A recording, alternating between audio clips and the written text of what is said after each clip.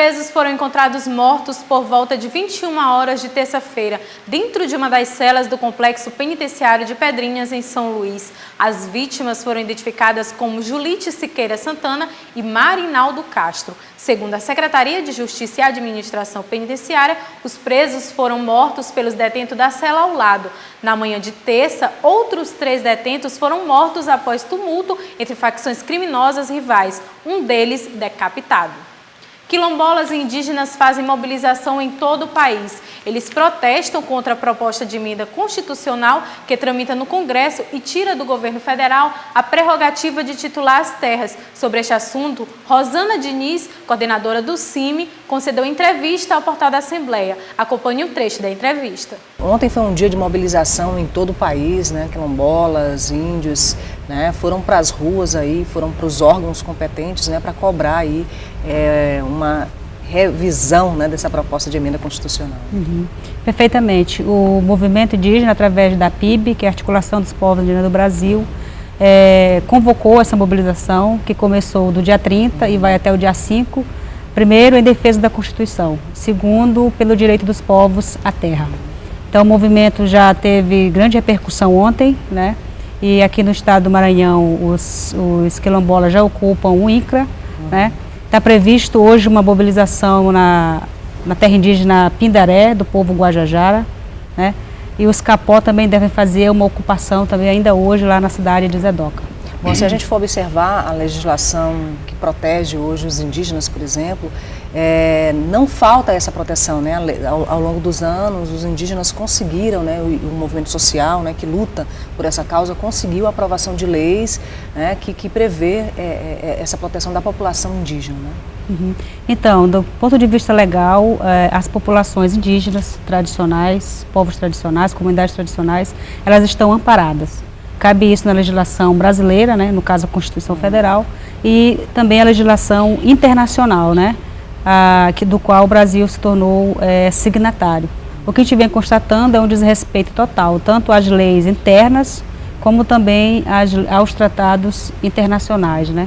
Bom, a gente com relação aos direitos indígenas. Rosana, da manifestação ontem em frente ao INCRA, no caso lá dos quilombolas, né, que estiveram presentes ontem, que continuam lá na sede do INCRA, né, fazendo essa mobilização que aconteceu aí em todo o país, né.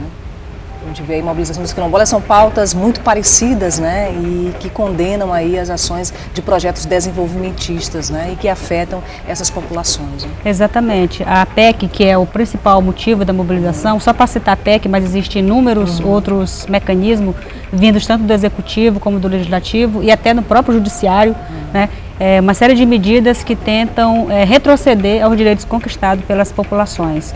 Então a PEC ela está sendo focada porque ela quer transferir do Executivo para o Legislativo a competência de demarcação de terras indígenas, unidade de conservação e terras quilombolas. O que a gente entende que no contexto atual, colocar essas questões na mão de um Legislativo completamente anti-indígena é prejuízo, com certeza, para esses direitos que já foram conquistados. E é preciso ser revisto também o Estatuto do Índio, né? Quer dizer, precisa sentar novamente e adequar esse Estatuto do Índio à situação hoje da população indígena, né? Isso. O Estatuto do Índio, que tem interesse dos povos indígenas, ele está parado desde 94 na Assembleia, no Congresso, né? E os índios eles têm discutido a importância de que todos os temas que têm referência a eles sejam discutidos no âmbito do seu próprio estatuto.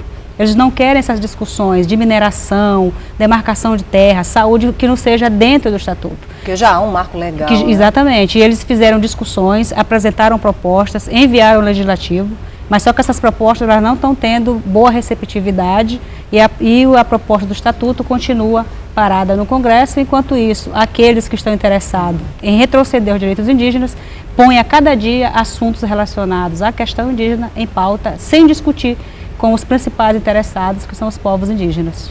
Cresce a expectativa de contratação de mão de obra temporária com a aproximação das festas de final de ano. O segmento de vestuário é o maior responsável pela geração de empregos no final do ano. Todas essas pessoas querem um emprego. mesmo que seja temporário. E essa é a melhor época. Com a proximidade do Natal e festas de Ano Novo, aumenta a demanda por trabalhadores no comércio. A expectativa é que 1 em cada 8 trabalhadores temporários seja contratado em definitivo após as vendas do final de ano. Segundo o secretário de Trabalho e Economia Solidária, os números são otimistas. Nosso papel hoje é de trazer também todos esses qualificados, todos esses que estão preparados para podermos encaminhar para você, empresário, que tem esse desafio de montar a sua melhor equipe, né? Então, aqui no Cine é o lugar onde você pode e deve encontrar. É um serviço público, gratuito, que está para servir tanto aos empresários, como também e principalmente aos trabalhadores do Maranhão. Nos últimos 3 meses, mais de 5.800 novos postos de trabalho com carteira assinada foram gerados no estado. Para aumentar o número de vagas, os consultores do Cine, o Sistema Nacional de Emprego no Maranhão, têm que continuar visitando estabelecimentos. A nossa mão de obra que vem do comércio. E como isso é uma demanda exacerbadamente grande, a gente não tem um número exato, mas em média a gente consegue conversar com o empresário, o empregador, de abrir em média 10, de 7 a 10, 12, 15, depende muito de cada empresa, perfil de empresa, o know-how da empresa, mas em média essa, de 7 a 10 temporários, digamos, nesse período. Vamos acompanhar a equipe de Jânio. Ele explica algumas das dificuldades que podemos encontrar. Quando a gente vai atrás, em busca dessas vagas, para cadastrar um sistema para disponibilizar para os nossos trabalhadores, no momento que a gente chega na abordagem, alguns empregadores não têm tempo, não querem nos receber, e eu queria ressaltar que é importante trabalhar com o Cine, entendeu? O Cine hoje ele possui um dos maiores bancos de dados de empregadores e empregados, entendeu? E a gente procura estreitar as relações entre empresa e empregado e o mercado de trabalho. Então essa é uma das nossas dificuldades. Na primeira loja, a gerente aceita fazer o cadastro e explica qual é o perfil dos funcionários que a empresa quer. Aqui também encontramos uma funcionária. Ela começou como aprendiz e hoje é contratada pela empresa. Foi muito bom para mim, muito bom a pessoas ao meu redor que trabalham comigo. E foi ótimo, até hoje estou aqui, pretendo me aprofundar mais, ter mais conhecimento, estudar bastante na área que eu quero, que é a administração, e é isso. O Cine traz facilidades para quem quer um novo emprego e também para as empresas. Para mim vai ser maravilhoso, vai diminuir bastante meu serviço. Só ter alguém para fazer essa seleção e já me indicar as pessoas que realmente querem trabalhar já vai ser uma ajuda muito grande. Nessa empresa, todos os funcionários começam pelo mesmo cargo e têm a oportunidade de se tornar, inclusive, gerente. Os gerentes, os auxiliares dos gerentes, caixa, recepção, contínuo, todos eles passaram por essa seleção, geralmente como vendedor externo, que é o sistema de abordagem que nós temos. E, posteriormente, alguns se destacaram e continuaram na venda. Outros tinham outras qualidades que a gente acabou aproveitando na recepção, no caixa e assim sucessivamente. Para quem quer um desses empregos, um dos caminhos é estar no cadastro do Cine. O período de contratação vai até novembro e a previsão de vagas oferecidas nesse período é de 3.250.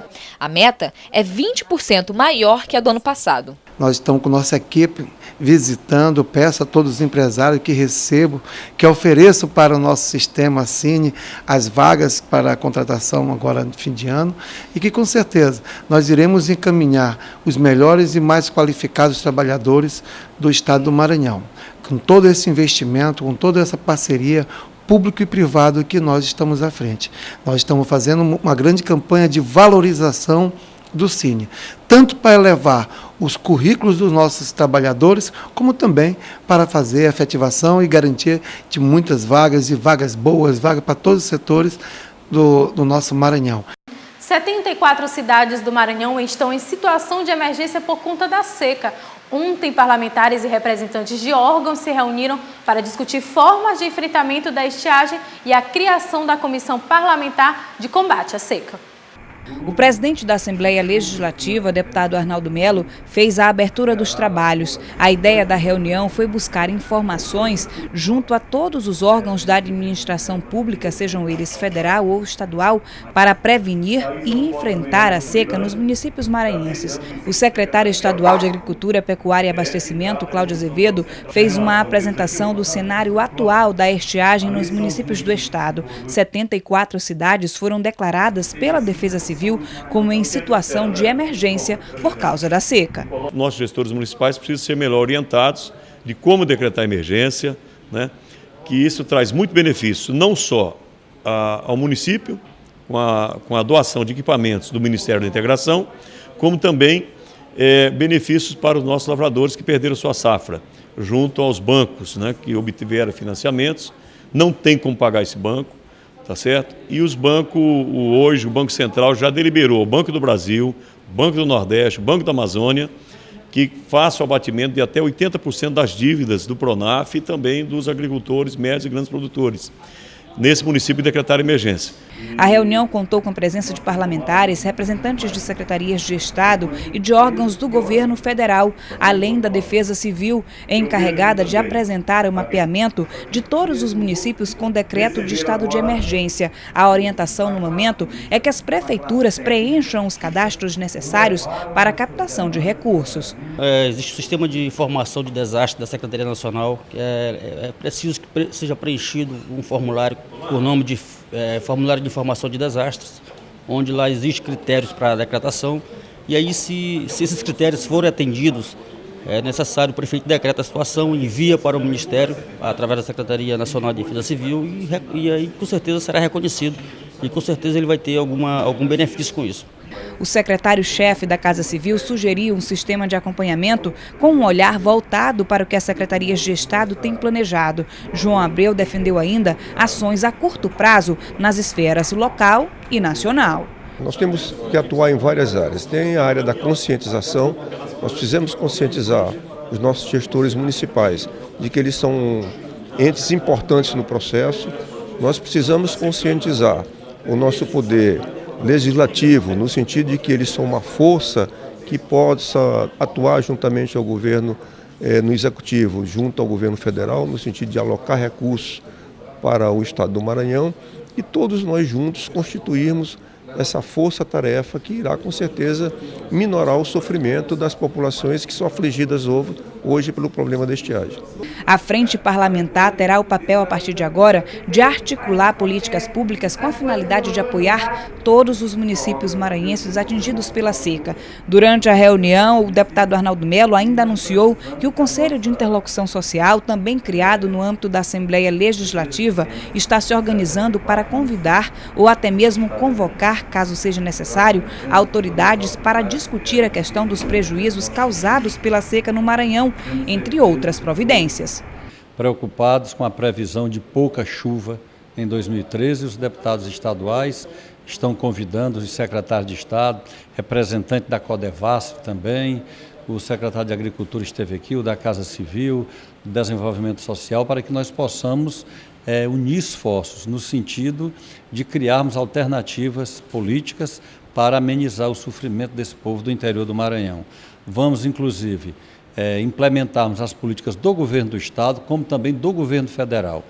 Na próxima semana nós já estaremos reunindo para, inclusive, fazermos uma viagem a Brasília em busca de recursos e mais oportunidades para o povo do Maranhão. Segundo a estimativa dos sindicatos dos bancários no Maranhão, pelo menos 200 agências estão fechadas em 39 cidades do estado. Em greve desde o dia 19, os bancários do Maranhão se reuniram nesta quarta-feira em frente ao Banco do Brasil da Praça Deodoro, centro de São Luís, local que concentra grande número de agências bancárias para um ato público. Segundo a categoria, a greve continua por tempo indeterminado, pois a Federação Nacional dos Bancos ainda não apresentou nova proposta para atender às reivindicações dos trabalhadores. Os bancários reivindicam reajuste de 22%, isonomia e respeito à jornada de 6 horas. TV Assembleia, o Legislativo, até você!